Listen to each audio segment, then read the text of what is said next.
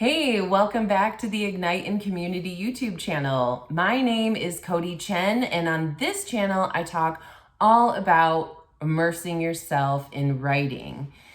You can find me on social at Codi Elizabeth and my company Heartworks Writing at Heartworks Writing. And I would love for you to check out our website. It's www.heartworksw.com. We do book coaching, content coaching, editing, ghostwriting, copywriting. We also lead different writing groups. And if you're listening to this the day it's released or just right after in April, we have a Write to Heal series that we have going on. It's 9 weeks, and it's to bring a beautiful small group of people together who want to work on getting unstuck from where they are and moving on to a better place so they can really enjoy their summer. If this sounds like you, please visit our website. We would really love to have you, and don't hesitate to send a DM or an email if you have any questions. We keep enrollment open until after even the first week, just in case people come along, but we close it after the second week starts. So this month in the Ignite in Community YouTube channel, our theme is all about spring cleaning. And what better way to talk about that when it comes to your writing than the editing phase? Regardless of how you feel about this phase, I'm going to break it down so it feels less intimidating or overwhelming, especially on those bigger pieces that you're working on, such as a book or a long article. So editing is the process of making your writing shine the best it can be, grammatically correct, the flow is beautiful. That is what the editing process is for. When you're working on large pieces, such as a book, it's tempting to edit as you go along or reread what you just wrote and edit then. But I've said this before, and I will continue to say it again, you will not get very far if you repeatedly do that. Of course, there are exceptions to the rule, but I've seen this over and over again. People lose steam, lose interest in their book, in their project, or if something happens, usually this is the first to go. So when it comes to writing longer pieces, it is best to get out as much as possible, as quickly as possible. That way, if you run out of steam, you already have, so much of your book written, and it's not hard to keep going, even if you need to take a little break.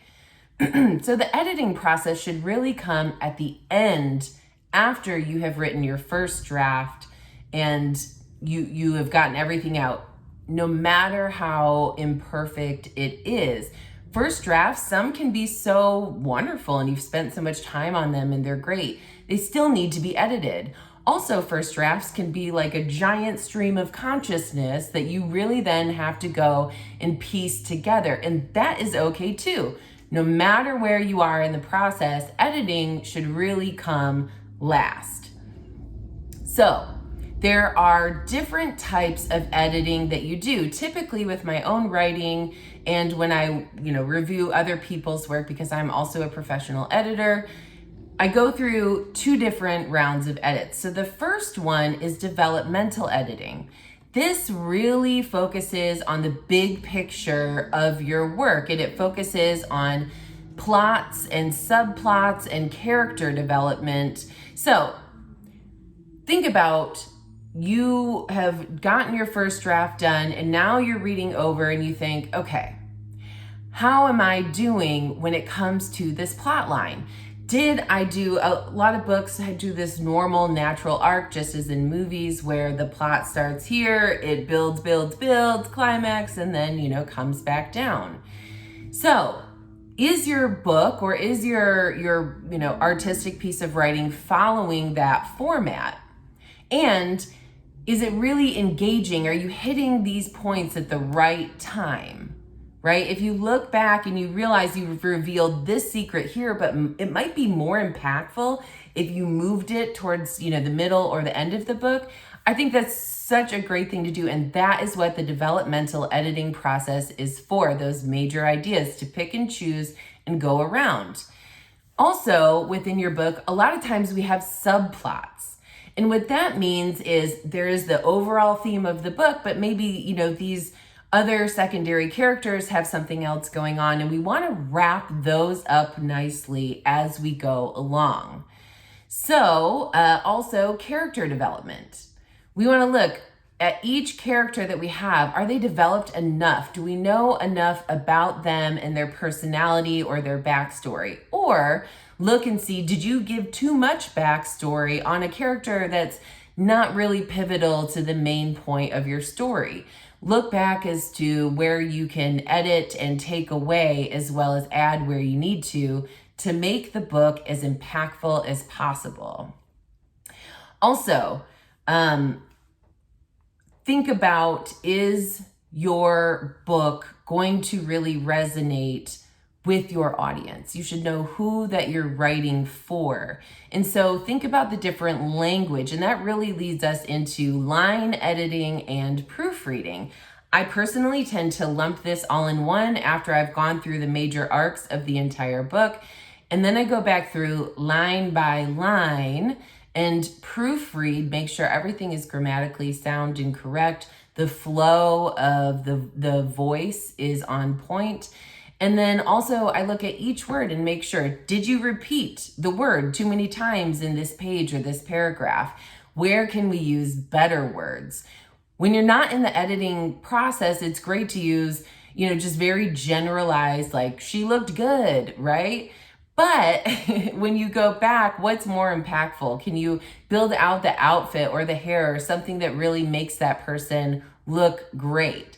That's what the editing phase is for, is to really hit home on those impactful details. So those are the major types of edits. And if you don't know this, I've recently seen that people are like, why didn't anyone tell me this? If you choose to write a book, or even a long article or whatever you're writing that's quite long and is going maybe in front of a larger audience, you're going to read your piece of art repeatedly. I'm talking like by the time you are ready to pass this book on to an editor or whoever, you will have gone through and read your book 10 times. I'm just being honest. You're probably going to be very sick of your book by the time it's ready to go. That's fine. That's normal. Let's normalize that. This is a piece of art, and the better and more well-rounded and well-written it is, then your audience is really going to grow from that. So let's say you have gotten your piece as great as that you can get it. You've done the edits, you've gotten everything out, and you know it's not perfect, but you're not sure exactly what else to do, because otherwise our perfectionist brain really takes over and we can get stuck and not make progress. So before you hand your work off to an editor, make sure that you've made it as great as possible. And then when you hire an editor, let's say you're going to hire a freelance editor. First of all, you're going to make sure you know what you want from that editor. Do you want all that they have to offer, which is developmental editing, line editing, proofreading, all of it? That's going to be more expensive than if you just want someone to proofread your book. Make sure that when you hire an editor, you know what you want, and then you're going to get what you want. Be clear on your budget, on what you know you can spend, because like any other freelancer out there, prices really vary, right? So pricing, that's another thing. Editors either charge typically by project if there's a lot of encompassing parts, or they charge per word. So if you're working on a business project that has different social media things and emails and website, that's probably going to be per project basis as far as how an editor will price. When it's something like a book or just one document, we normally charge by word count. And that really varies depending on what the editor decides to price, what they do, and what services they offer. So you can find an editor who charges 1 cent per word, or you can find an editor that charges, let's say, 10 cents per word and above, definitely. And a lot of that depends on the person's personal experience in their editing, how long they've been doing it, have any projects they've worked on really like made headlines, hit a bestsellers list. The more successful you are in that way, the higher you charge. But it's all really up to that individual.